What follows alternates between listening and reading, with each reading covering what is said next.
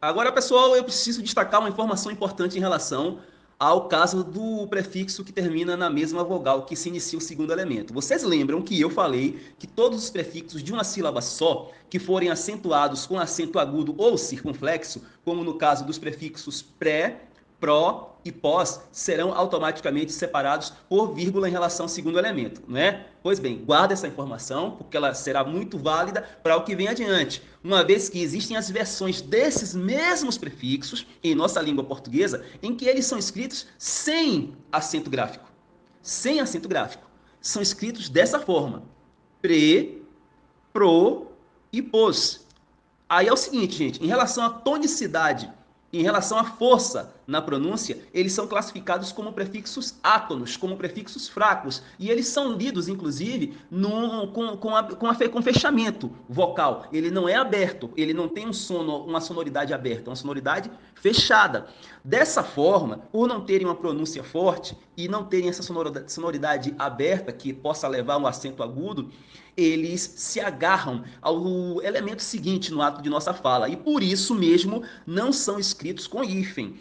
Vejam alguns exemplos: prever, preexistir, propor, proativo, prodiagnóstico, pospor, posterior, postergar. Então, pessoal, vamos repassar essa questão para vocês não ficarem em dúvida. Se o prefixo pré, pró e pós aparecerem, por exemplo, em uma prova de concurso público, com acento, com esse acento agudo, vocês já sabem que eles serão separados do segundo elemento que forma a palavra composta pelo hífen.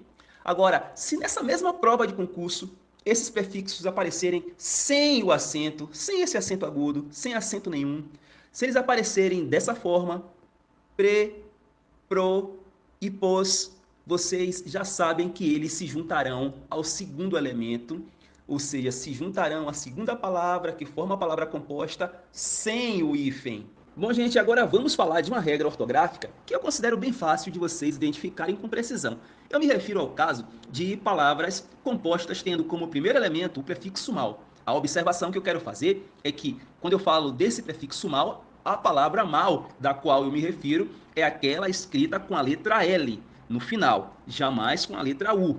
Pois bem, vamos a uma regra extremamente fácil. A regra número 1 é: palavras compostas iniciadas com mal, esse mal com L, tem hífen antes de vogal e das consoantes H e L. No caso da consoante H, vocês sabem, né? Onde tem H como segundo elemento, nós temos hífen. Fora aqueles casos do prefixo có e do prefixo ré, que a gente já falou exaustivamente. No caso de um segundo elemento iniciado com a letra L, é porque a gente tem uma regra que diz que letras iguais entre o prefixo e o segundo elemento, você coloca hífen. Lembram disso? Letras iguais tanto pode ser vogais ou pode ser consoante. No caso, como o mal, esse mal já termina com L, a lógica prevalece. O segundo elemento começando com L também, a gente coloca hífen. Vamos aos exemplos: mal agradecido, mal estar, mal-humorado, mal lavado. Agora vamos para a regra número 2. A regra número 2 nos diz que, nos demais casos, escreve-se tudo junto. Exemplo: mal criado, maldito, mal feito, mal sucedido. Gente, é sempre importante tratar de uma das dúvidas mais clássicas da língua portuguesa: quando usar mal com L e mal com U? Para a gente não errar mais, basta lembrar do contrário de cada uma dessas palavras. Observem: mal com L será sempre o contrário de bem, mal com U será sempre o oposto de bom. Sendo assim, se você diz que alguém tem bom humor, o oposto disso seria ter mau humor. Exatamente assim, como vocês estão vendo, esse mal aí é com U, e a palavra mal se escreve separada da palavra humor, a palavra mal com U. Agora, se você diz que uma pessoa é bem-humorada, o contrário de bem, nós já vimos que é mal e mal com L.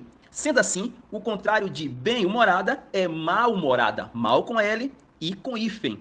Facinho, né, gente?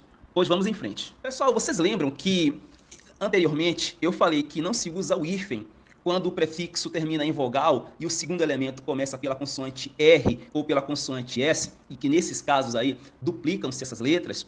A questão é a seguinte, ó: na língua portuguesa nós temos diversos exemplos de prefixos que terminam com vogal. e que formam palavras cujos segundos elementos são exatamente iniciados pela letra R ou pela letra S. Observem esses prefixos: auto, contra, extra, infra, intra, neo, proto, pseudo, semi, supra, ultra, ante, esse ante com E, ante, esse ante com I, arque e o prefixo sobre.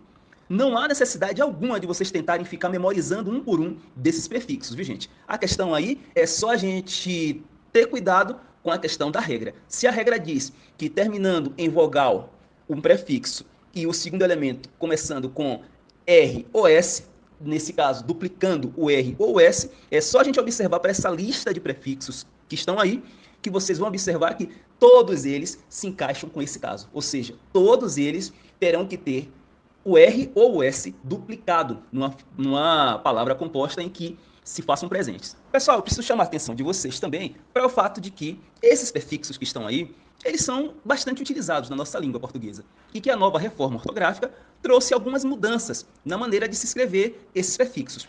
Uma dessas mudanças é essa que a gente já viu em relação ao R e ao S, onde você tem a queda do hífen e você dobra ou o R ou dobra o S. No caso do hífen, em relação a esses prefixos, o hífen só vai ser utilizado quando esses prefixos estiverem diante do H, e aí vocês sabem, né, que o H ele vai estar sempre pedindo hífen. Só em caso excepcional, como no caso do prefixo pó e do ré, que a gente já viu que o H ele some, ele é suprimido, né? Em outros casos, a gente vai colocar o hífen sempre. E também tem um outro caso que você vai estar utilizando o hífen diante desses prefixos, que é um caso que a gente já viu também. É quando a vogal que inicia o segundo elemento for igual à vogal que termina um desses prefixos. Aí é por uma questão de lógica também, a gente vai colocar o hífen. Em todos os outros casos, a gente vai aglutinar esses prefixos ao segundo elemento. Lembrando que no caso do R e do S, a gente aglutina dobrando o R ou dobrando o S. Não é tão difícil. Assim, gente, agora observem essa informação complementar. É necessário saber diferenciar o significado desses prefixos também, viu? Apesar do prefixo ante, com E, ter uma grafia e uma sonoridade muito parecida com a do prefixo ante, com I, a gente não pode confundir o significado que cada um carrega consigo. Deixa eu explicar rapidamente a diferença entre eles. O prefixo ante, escrito com a letra E, significa algo anterior, sendo sinônimo do prefixo pré. Esse pré com acento agudo. Já o prefixo ante, escrito com a letra I, significa uma oposição, uma ação contrária, sendo próximo o sentido do prefixo contra. Vejam alguns exemplos para vocês perceberem que é tranquilo também saber diferenciar isso aí. Anti-histórico, eu estou querendo dar uma ideia de algo contrário à história. Se tem uma ideia de contra, você vai colocar o ante com I. Anti-histórico, quando eu quero dar uma ideia de antes da história, algo semelhante a pré-histórico, aí vai ser o anti com E. Anti-islâmico, se eu estou dando uma ideia de contrário ao islamismo, aí, nesse caso, vai ser o anti com I. Anti-islâmico, se eu estou querendo dar uma ideia de antes do islamismo, ou seja, um pré-islamismo, algo pré-islâmico, aí vai ser o anti com E. Anti-republicano, se eu estou querendo dar uma ideia de algo contrário à república, algo contra a república, vai ser o anti com I.